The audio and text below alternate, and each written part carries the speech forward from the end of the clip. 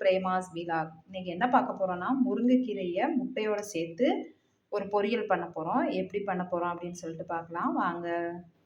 இப்போ முருங்கைக்கீரைய நல்லா ஒரு 4, 5 தடவை நல்லா தண்ணியில நல்லா அலசி எடுத்து வச்சிருக்கிறேன்.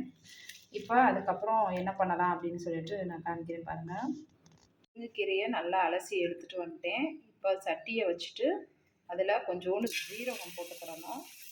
அடுத்து ஜீரகத்தை நல்லா வறுத்துட்டு அது கூட கடுகு உளுந்து சேர்க்க போகிறோம். நான் நல்லா அலசி எடுத்துக்கிட்டேன். இப்போ அடுப்பை பற்ற வச்சுட்டு ஒரு சட்டி வச்சு அதில் ஜீரகத்தை போட்டிருக்கேன்.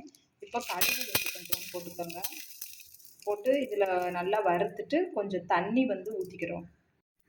இப்போ கடுகு பொரிஞ்சிருச்சு, ஜீரகம் நல்லா வறுத்துருச்சு. இப்போ இதில் தண்ணி சேர்க்கணும்.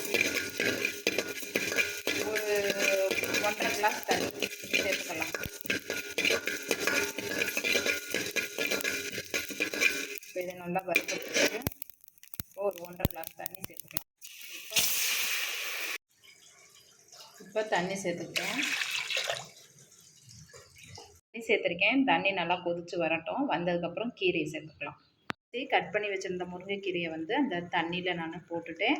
கொஞ்சம் நேரம் வேகட்டும். நல்லா இந்த வெங்காயத்தை இதோடு சேர்த்துக்கிறோம். அப்புறம் பட்டை வத்தல் உங்களுக்கு எவ்வளோ காரம் வேணுமோ அவ்வளோ காரம் சேர்த்துக்கோங்க. சேர்த்துட்டு கீரையை நல்லா வேக விடுங்க. அதோடு சேர்ந்து இந்த வெங்காயமும் இந்த பட்டை வத்தலும் நல்லா வேகட்டும். இப்போ இந்த கீரைக்கு கொஞ்சம் உப்பு சேர்த்துக்கிறோம். கீரைக்கு தேவையான அளவு உப்பு சேர்த்துட்டோம். இன்னும் கொஞ்சோண்டு எண்ணெய் சேர்க்குறோம். இப்போ கொஞ்சம் எண்ணெய் சேர்த்துட்டோம். கீரையும் முட்டையும் போட்டால் இந்த பொரியல் ரெடி ஆயிடுச்சு. நீங்களும் வீட்டில் செஞ்சு பாருங்கள். தேங்க்யூ.